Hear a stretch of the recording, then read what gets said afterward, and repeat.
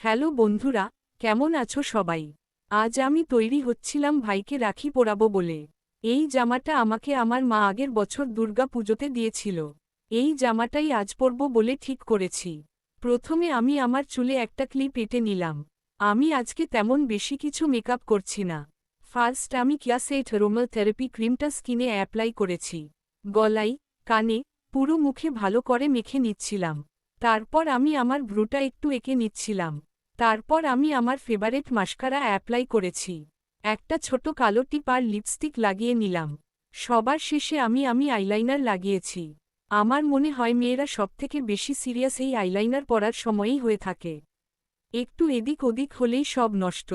আমি তেমন ভালো পারি না পরতে, যেমন তেমন করে পরে নিয়েছি।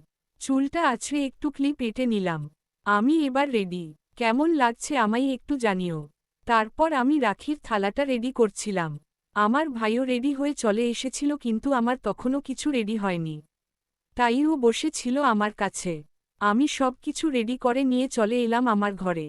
সেখানেই বাকি রিচুয়ালগুলো সেরে ফেললাম।